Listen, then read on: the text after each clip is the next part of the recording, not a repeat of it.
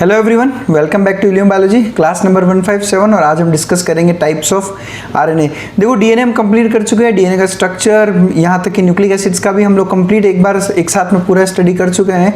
DNA application भी complete हो चुका है। सारे वीडियोस हमारे चैनल पे आप देख सकते हैं। आज हम शुरू करेंगे टाइप्स ऑफ आरएनए और इसके बाद चालू होगा सेंट्रल डॉग्मा वाला स्टेज। चलिए शुरुआत करते हैं। टाइप्स ऑफ आरएनए में अगर मैं देखूँ तो मैं आरएनए को बेसिकली दो कैटेगरी में डिवाइड करता हूँ। एक होता है जेनेटिक या जीनोमिक आरएनए और दूसरा है नॉन जेनेटिक आरएनए। जैसा कि नाम बता रहा है कि वो आरएनए जो किसी जेनेटिक मटेरियल की तरह काम करता है उसको हम कहते हैं जेनेटिक आरएनए या फिर जीनोमिक आरएनए। ठीक है, और कौन से ऑर्गेनिजम्स है जिसमें आरएनए जेनेटिक मटेरियल है तो ये हम डिस्कस कर चुके हैं हमारे न्यूक्लिक एसिड वाले वीडियोस के अंदर। आरएनए के बारे में सारे बेसिक्स हम वहाँ पे पढ़ चुके हैं पहले ही। ऊपर आपको आई बटन में इसका लिंक मिल जाएगा, वहाँ से आप देख सकते हो। और यहाँ तक कि आरएनए और डीएनए के डिफरेंसेस भी हम सारा स्टडी कर चुके हैं। यहाँ पे हम केवल वही चीज़ देखेंगे जो हमने वहाँ पर डिस्कस नहीं किया है।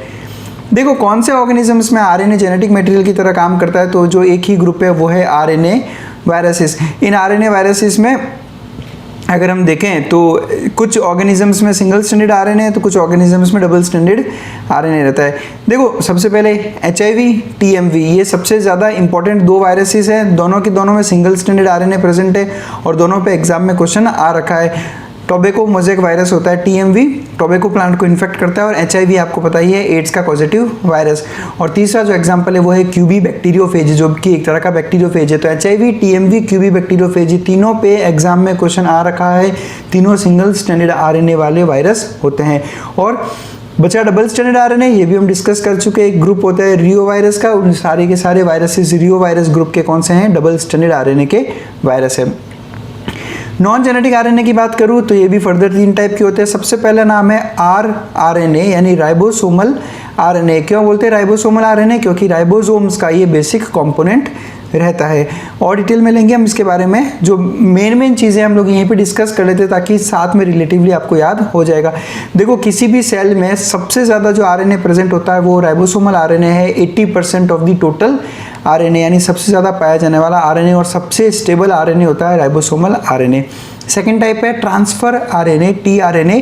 ट्रांसफर आरएनए इसलिए बोलते हैं क्योंकि ये अमीनो एसिड्स का ट्रांसफर करता है टू दी ट्रांसलेशन प्रोसेस। हम सीखेंगे ट्रांसलेशन प्रोसेस में कि किस तरह से टीआरएनए रोल प्ले करता है उसके अंदर, इसलिए हम इसे ट्रांसफर आरएनए कहते हैं। और अगर इसकी बात करें तो करीब 10 से 15% सेल का जो आरएनए है वो टीआरएनए होता है और ये सबसे छोटा टीआरएनए है इन तीनों के अंदर। सबसे लास्ट में एमआरएनए, एम मतलब हो गया मैसेंजर। तो मैसेंजर आरएनए क्यों? क्योंकि एक मैसेंजर की तरह काम करता है। यानी डीएनए के अंदर जो इन्फॉर्मेशन कोड हो रखी है उस इन्फॉर्मेशन को पहले डिकोड किया जाता है एमआरएनए में, और एमआरएनए में जो ये जो इन्फॉर्मेशन डिकोड हुई है उससे बनता है बाद में प्रोटीन।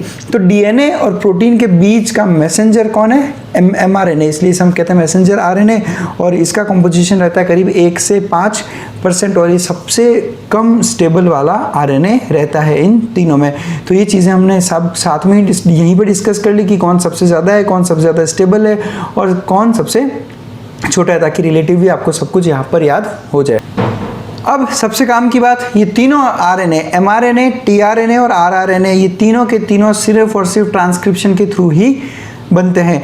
ठीक है, हम लोग जनरली क्या याद कर लेते हैं कि एमआरएनए ही ट्रांसक्रिप्शन से बनता है, लेकिन आरएनए, टीआरएनए और एमआरएनए ये तीनों के तीनों ट्रांसक्रिप्शन से बनते हैं। इसके बारे में हम डिटेल बाद में ट्रांसक्रिप्शन में स्टडी करेंगे। सबसे पहले मैं शुरुआत कर रहा हूँ एमआरएनए। जैसा हमने अभी देखा कि इसको हम कहते हैं मैसेंजर आरएनए क्योंकि ये डीएनए के मैसेज को प्रोटीन तक पहुंचाता है, इसलिए मैसेंजर की तरह काम करता है। ये जो वर्ड है मैसेंजर आरएनए, ये टर्म दिया था जैकब एंड मोनार्ड ने और सेंट्रल डॉग्मा में ये इन्फॉर्मेशन को कैरी आउट करता है। क्या होता है सेंट्रल डॉग्मा? देखो सबसे पहले डीएनए के अंदर जो इन्फॉर्मेशन कोडेड है उसको डिकोड करके हम लोग कन्वर्ट करते हैं किसमें? एमआरएनए में। इस प्रोसेस को हम कहते हैं ट्रांसक्रिप्शन। बाद में एमआरएनए में जो इन्फॉर्मेशन आई है उसकी हेल्प से हम बनाते हैं प्रोटीन और उस प्रोसेस को कहते हैं ट्रांसलेशन। और ट्रांसक्रिप्शन और ट्रांसलेशन दोनों मिलकर कहलाते हैं सेंट्रल डॉग्मा। ये फिगर देख सकते हैं आप। इस फिगर के अंदर डीएनए है, डीएनए की ट्रांसक्रिप्शन से बनेगा बाद में आरएनए सिंगल स्टैंडर्ड और ये आरएनए बना देगा ट्रांसलेट होकर प्रोटीन। यानी पहला step transcription, second step translation, और ये जब दोनों मिलकर हम कहते हैं तो इसको हम कहते हैं central dogma. Next rRNA. Ribosomal RNA कहते हैं इसे, क्योंकि राइबोसोम्स के अंदर प्रेजेंट होता है। अगर मैं राइबोसोम के स्ट्रक्चर की बात करूं तो राइबोसोम बेसिकली एक न्यूक्लियोप्रोटीन है। न्यूक्लियोप्रोटीन है मतलब ये एक ऐसा कंपाउंड है जिसके अंदर न्यूक्लिक एसिड यानी न्यूक्लियो और प्रोटीन कंपोनेंट रहते हैं, इसलिए हम कहते हैं एक न्यूक्लियोप्रोटीन। और अगर मैं इसका कंपोजिशन देखूं तो 60% इसमें ribosomal RNA is nucleic acid इसलिए न्यूक्लियो, और 40% प्रोटीन्स इसलिए हम इसे कहते हैं न्यूक्लियोप्रोटीन। और इसमें जो आरएनए प्रेजेंट होता है वो होता है आरआरएनए, यानी बेसिकली राइबोसोम का मेन पार्ट किससे बनता है? राइबोसोमल आरएनए से। और राइबोसोम फैक्ट्री किसको कहते हैं? राइबोसोम फैक्ट्री कहते हैं न्यूक्लियोलस को, इसलिए आरआरएनए भी कहाँ बनता है? न्यूक्लियोलस के अंदर। तो ये बेसिक कंसेप्ट अपने को याद रखना है। अब हमें पता है राइबोसोम्स की दो सब यूनिट होती है, एक लार्ज सब यूनिट और एक स्मॉलर सब यूनिट। तो आपको यहाँ पे इस फिगर के अंदर एक थ्रेड दिख रहा होगा, दिस इज एमआरएनए। आपने अगर ट्रांसलेशन पढ़ा हो तो उस ट्रांसलेशन में आपको पता होगा कि किस तरह से एमआरएनए के ऊपर आकर अटैच होते हैं राइबोसोम्स के दोनों सब यूनिट्स। तो ये जो एमआरएनए है, इस एमआरएनए के साथ में लार्जर सब यूनिट और स्मॉलर सब यूनिट आकर अटैच हो गए, और ये दोनों सब यूनिट्स किसके हैं? राइबोसोमल आरएनए के, यानी एमआरएनए का इंटरेक्शन होता है राइबोसोमल आरएनए के साथ में। और अब इसी लार्जर सब यूनिट के अंदर आकर टीआरएनए भी यहाँ पर अटैच होगा, यानी जब एमआरएनए, टीआरएनए और आरआरएनए ये तीनों मिलकर कोऑर्डिनेशन करके ट्रांसलेशन प्रोसेस को कैरी आउट करते हैं। नेक्स्ट बढ़ता हूँ ट्रांसफर आरएनए। सबसे ज़्यादा डिटेल में हम लोग ट्रांसफर आरएनए पढ़ेंगे, वो इसलिए पढ़ेंगे क्योंकि ट्रांसलेशन प्रोसेस के लिए इसको समझना बहुत ज़्यादा ज़रूरी है। देखो ध्यान से सुनना, जो मैं आपको टीआरएनए में यहाँ पर एक्सप्लेन कर रहा हूँ, क्योंकि अगर टीआरएनए समझ में नहीं आएगा तो आपको ट्रांसलेशन प्रोसेस समझ में नहीं आ सकता। तो ध्यान से सुनिए, जैसा हमने डिस्कस किया था कि बिकॉज ये अमीनो एसिड्स का ट्रांसफ़र करता है इसलिए हम इसको ट्रांसफ़र आरएनए कहते हैं। ट्रांसफ़र कहाँ करता है? ये अमीनो एसिड्स को ये ट्रांसफ़र करता है जहाँ पर ट्रांसलेशन हो रहा होता है, इसलिए हम इसको ट्रांसफ़र आरएनए कहते हैं। इसे पहले सल्यूबल आरएनए या फिर एसआरएनए कहा जाता था, या फिर हम इसे एडेप्टर मॉलिक्यूल भी कहते हैं। अब क्यों इसे एडेप्टर मॉलिक्यूल कहते हैं, इसका डिस्कशन थोड़े टाइम में हम लोग यहाँ पर वापस देखेंगे। फिलहाल हम थोड़ा आगे चलते हैं। देखो अगर इसके स्ट्रक्चर की बात करूँ तो इसका जो 2 डायमेंशनल स्ट्रक्चर है वो एक साइंटिस्ट ने दिया था जिनका नाम है हॉली, और इस स्ट्रक्चर का उन्होंने नाम रखा था क्लोवर लीफ मॉडल। ऐसा इसलिए नाम रखा था क्योंकि इनका स्ट्रक्चर रिप्रेजेंट जो है वो मिलता है एक क्लोवर की लीफ से। क्लोवर की लीफ का स्ट्रक्चर कुछ ऐसा रहता है, तो एग्जैक्ट ऐसा ही स्ट्रक्चर टीआरएनए का 2 डायमेंशनल फिगर में दिखता है, इसलिए हम इसे क्लोवर लीफ मॉडल कहते हैं। देखो अब ट्रांसफर आरएनए आप ऐसा समझ लो कि एक सिंगल स्ट्रैंडेड आरएनए है, उस सिंगल स्ट्रैंडेड आरएनए को हमने कुछ जगह पे फोल्ड कर दिया। अब जैसे आप यूँ समझ लो कि ये सिंगल स्ट्रैंडेड आरएनए था और मैंने इसको ऐसा फोल्ड किया, तो जब ये फोल्ड हो गया तो फोल्ड होने के बाद में ये स्ट्रैंड के सामने ही वापस इसका फोल्डिंग आ गया, इसलिए यहाँ पर और यहाँ पर जो नाइट्रोजनस बेसिस है उन दोनों के बीच में क्या बन जाते हैं? हाइड्रोजन बॉन्ड, जिसकी वजह से कुछ इस तरह का स्ट्रक्चर क्लियर समझ में आता है। देखो ये यहाँ से शुरुआत होती है इसकी समझो, यहाँ से शुरुआत हुई तो यहाँ से लेकर ये आगे तक पूरा का पूरा ये एक सिंगल स्ट्रैंड है। ये कैसा है? एक पूरा सिंगल स्ट्रैंड है, लेकिन जहाँ जहाँ पे ये फोल्ड शो कर रहा है वहाँ पे ये नाइट्रोजनस बेसिस क्लोज आ जाता है, इसलिए ये बीच में आपको दिख रहा होगा कि हाइड्रोजन बॉन्ड का फॉर्मेशन यहाँ पर हो गया। देखो जी और सी के बीच में ट्रिपल बॉन्ड, जी और सी के बीच में ट्रिपल बॉन्ड, ए और यू के बीच में डबल बॉन्ड। अब यहाँ पे थाइमिन की जगह क्या प्रेजेंट होगा? यूरासिल, क्योंकि ये आरएनए है। तो जहाँ जहाँ पर वो फोल्ड होके पास से गुजर रहा है स्ट्रैंड, वहाँ पर हाइड्रोजन बॉन्ड का फॉर्मेशन हो रहा है। यहाँ पे आप हर जगह पे देख सकते हो। तो अब हम इसको कह सकते हैं कि जो आरएनए होता है वो कुछ कुछ जगह पर डबल स्ट्रैंड भी फॉर्म कर लेता है, जबकि है वो सिंगल स्ट्रैंड ही है, वो सिंगल स्ट्रैंड ही, पर दिखता कैसा है? डबल स्ट्रैंड के जैसा। क्यों? क्योंकि वो सिंगल स्ट्रैंड ही आगे फोल्ड होता है, इसलिए ऐसा अपीयरेंस देता है। और जब इनके बीच में हाइड्रोजन बॉन्ड बनेगा तो ये हाइड्रोजन बॉन्ड कॉम्प्लीमेंट्री रूल को फॉलो करेगा, यानी जी के सामने सी आएगा और ए के सामने यू जाएगा। इसलिए हम कहते हैं कि आरएनए भी कॉम्प्लीमेंट्री रूल को फॉलो करता है। अब देखो यहाँ पर अगर हम शुरुआत करें तो इसका जो ये वाला एंड है इसको हम कहते हैं 3 प्राइम एंड। ये वाला end, this end is called as 3 prime end. और ये हमेशा से सारे के सारे जितने भी टीआरएनए है उन सभी टीआरएनए का जो 3 प्राइम एंड है वो शुरू होता है एडिनाइन, साइटोसिन और साइटोसिन, यानी कि ए सी सी। यहाँ दिख रहा होगा आपको, सबसे पहले नाइट्रोजन स्पेस ए, फिर वापस सी और उसके बाद में वापस सी। सभी तरह के टीआरएनए जितने भी टीआरएनए उन सब में 3 प्राइम एंड पे जो पहले 3 नाइट्रोजनस बेसिस हैं वो है ए, सी और सी, और 3 प्राइम एंड आगे जाता है, फोल्ड होता है, फिर जो उसका सबसे लास्ट वाला पार्ट होगा वो कहलाएगा आपका 5 प्राइम एंड, यानी कि ये वाला जो एंड है this is 5 prime and this is 3 prime and. ठीक है, 3 प्राइम एंड पर आकर अटैच होती है एक अमीनो एसिड। जैसे हमने कहा था कि ट्रांसफर आरएनए का काम होता है अमीनो एसिड को ट्रांसफर करना, तो अमीनो एसिड को ट्रांसफर करने के लिए अमीनो एसिड आकर अटैच होती है एक टीआरएनए के ऊपर, और जिस पॉइंट पे ये अटैच होती है वो है अपना 3 प्राइम एंड। कौन सा एंड है? 3 प्राइम एंड। ध्यान रखना है, क्वेश्चन एग्जाम में भी आ रखा है, टीआरएनए के 3 प्राइम एंड पर आकर अमीनो एसिड अटैचमेंट शो करेगा। अब अमीनो एसिड का अटैचमेंट यहाँ पे हो गया, और बहुत खास बात जो आपको ध्यान रखना है कि ये अमीनो एसिड स्पेसिफिक होगा, ये अमीनो एसिड स्पेसिफिक होगा। ऐसा नहीं हो सकता कि कोई भी अमीनो एसिड किसी भी टीआरएनए के साथ आकर बाइंड हो जाए।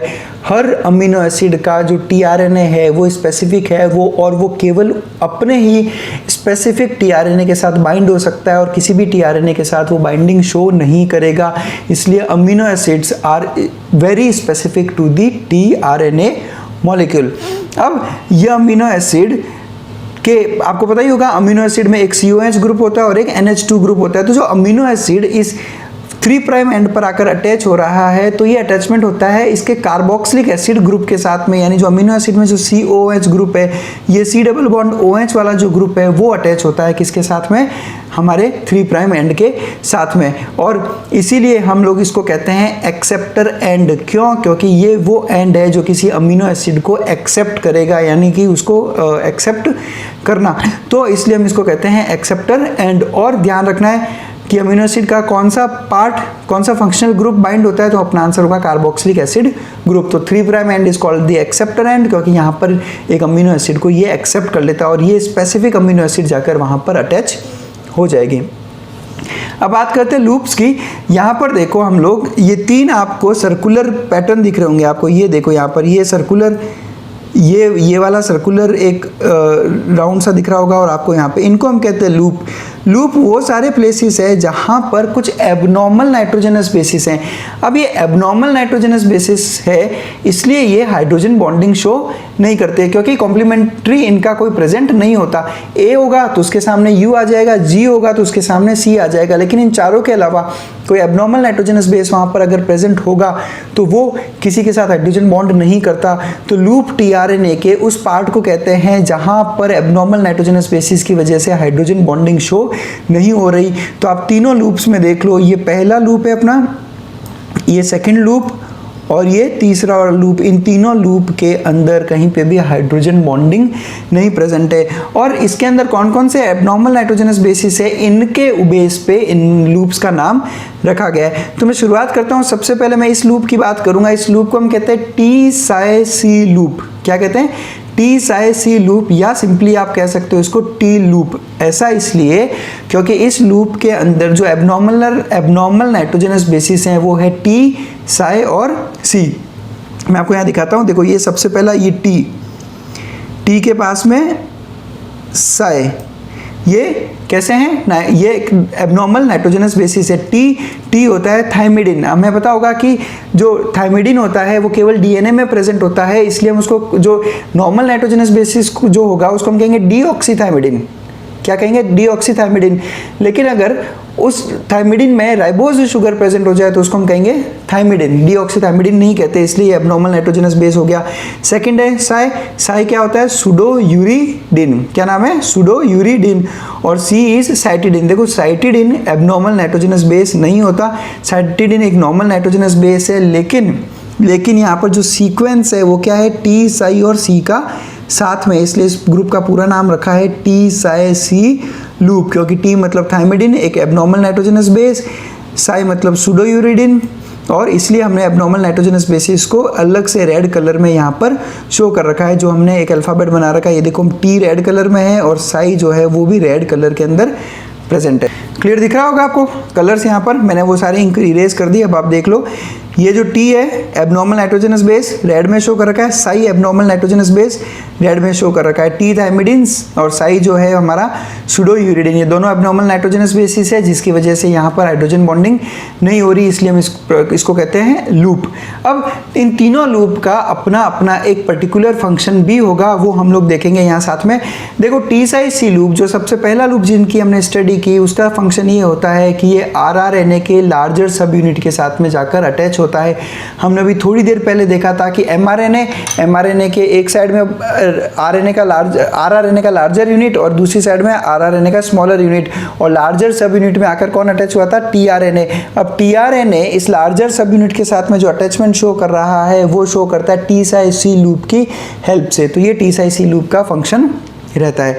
नेक्स्ट मैं बात करता हूँ, इसको हम कहते हैं वेरिएबल लूप, ये ज़्यादा इंपॉर्टेंट नहीं है हमारे लिए, इसलिए नेक्स्ट चलते हैं हम लोग। सबसे लास्ट इस तरफ जो लूप है हम उसको कहते हैं एंटीकोडॉन लूप या फिर रिकॉग्निशन लूप। ध्यान से सुनना है रिकॉग्निशन लूप के बारे में। इसमें जो एब्नॉर्मल नाइट्रोजनस बेस है वो कौन सा है, साई। रिकॉग्निशन लूप और एंटीकोडॉन लूप के बारे में ध्यान से सुनना। देखो हमें पता है कि mRNA ट्रांसलेशन प्रोसेस अगर आपने पढ़ा है तो समझो ये हमारा mRNA और इस mRNA के ऊपर पर्टिकुलर कोडॉन्स हैं, mRNA के पर्टिकुलर कोडॉन्स है, तो उन पर्टिकुलर कोडॉन्स के ऊपर आकर अटैच होता है कौन, एक tRNA। इस पर्टिकुलर कोडॉन पे जो नाइट्रोजनस बेसिस है उन नाइट्रोजनस बेसिस पे आकर tRNA के नाइट्रोजनस बेस अटैच होते हैं। और हमें पता है कोडॉन में कितने नाइट्रोजनस बेस होते हैं, एक कोडॉन में 3 नाइट्रोजनस बेस हैं, तो 3 नाइट्रोजनस बेस का एक कोडॉन mRNA पे और इस पे आकर अटैच हुआ एक सिंगल tRNA, फिर नेक्स्ट वाले पे दूसरा tRNA, फिर उस नेक्स्ट वाले पे तीसरा tRNA, और जैसा इस पे कोडॉन होगा उस हिसाब से आकर इस पे tRNA अटैच होगा। यानी हर कोडॉन का tRNA कैसा होता है, स्पेसिफिक। हर कोडॉन का tRNA कैसा होगा, स्पेसिफिक। तो उस कोडॉन के ऊपर जो नाइट्रोजनस बेस का सीक्वेंस है उसका कॉम्प्लीमेंट्री सीक्वेंस किस पे प्रेजेंट होगा, tRNA पे।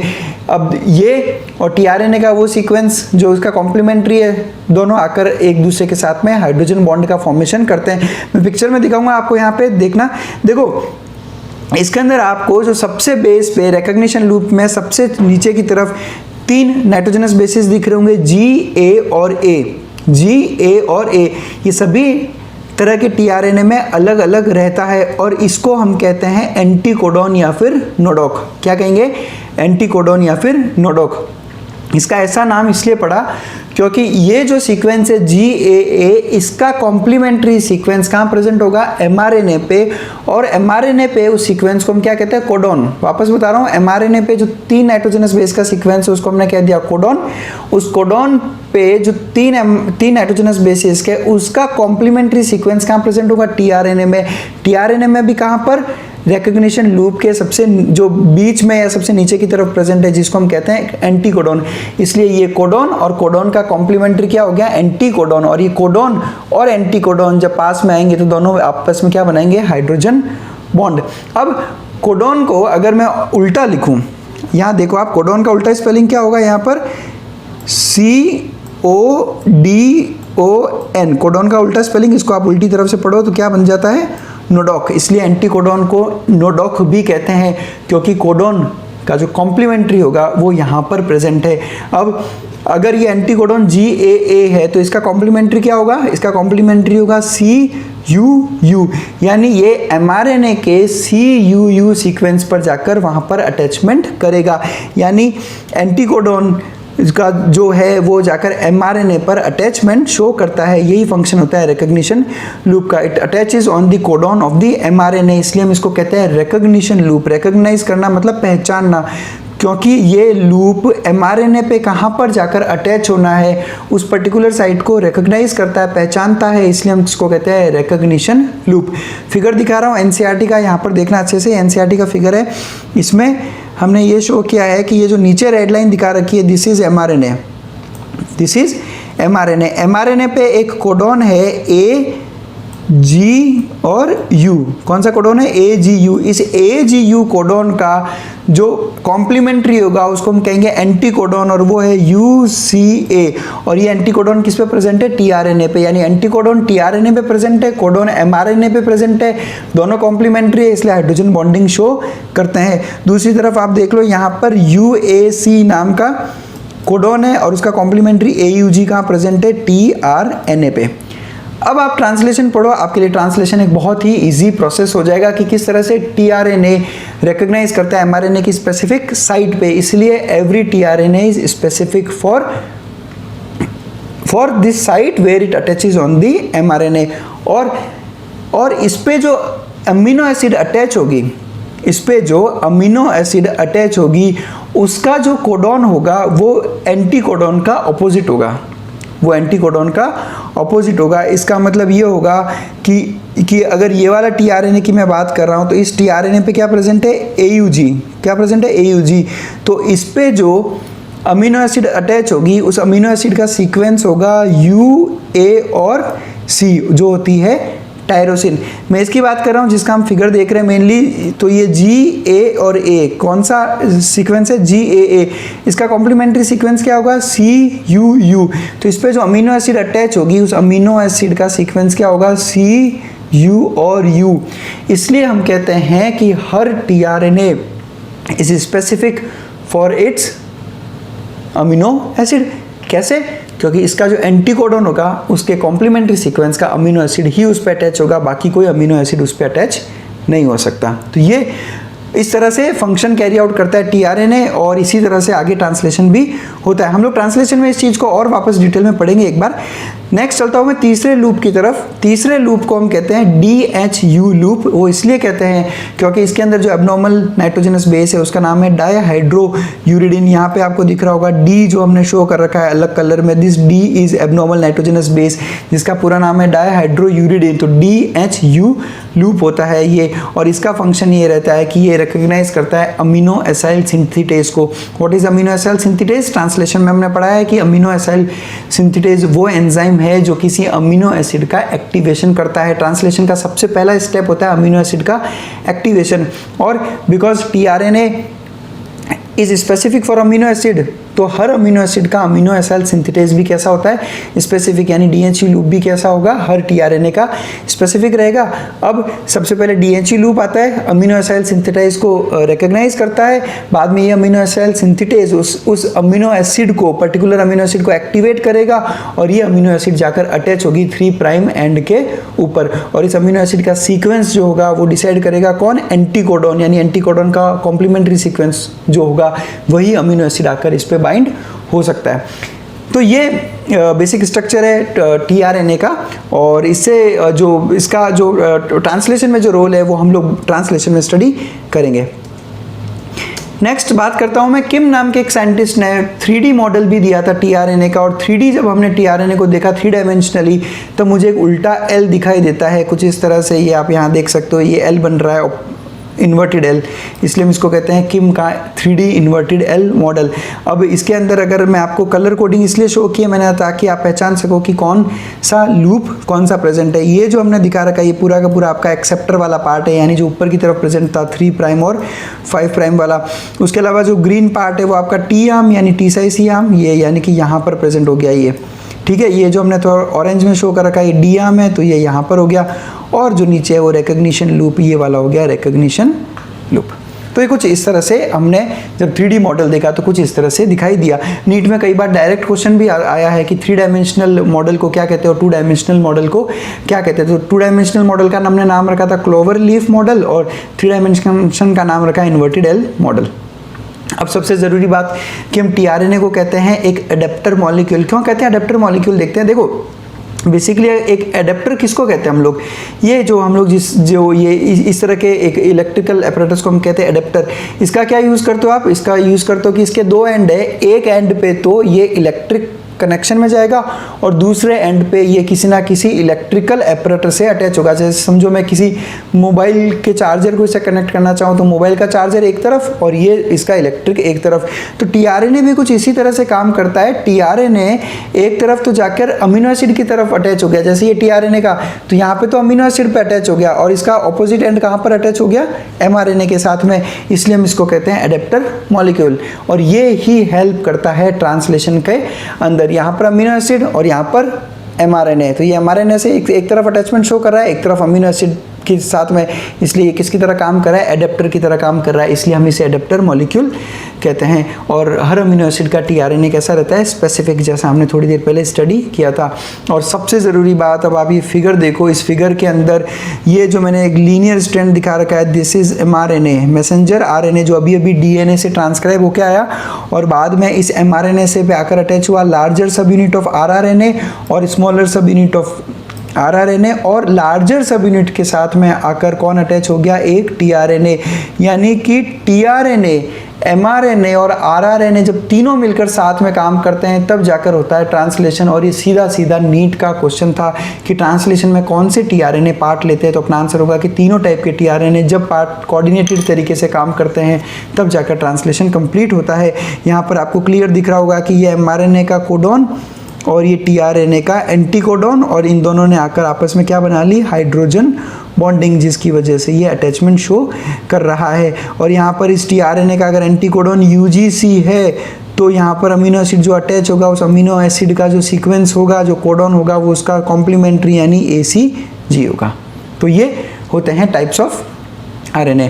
Thanks a lot for connecting us, thanks a lot for watching us. बस इसी तरह से हार्ड वर्क करते रहिए, कंसेप्ट्स पे देखो फोकस करो। जेनेटिक्स, मॉलिक्यूलर बेसिस चीज़ें रटने से नहीं याद रहेगी। आप जितना ज़्यादा कंसेप्ट्स अपने क्लियर रखोगे उतने ज़्यादा से ज़्यादा आप क्वेश्चंस को बहुत आसानी से कर सकते हो। आप चाहो कंसेप्ट्स अगर आपके क्लियर होंगे तो जेनेटिक्स पे कितने भी टफ क्वेश्चन आ जाए आप फुल मार्क्स उसमें सिक्योर कर सकते हो। Thanks a lot for watching us.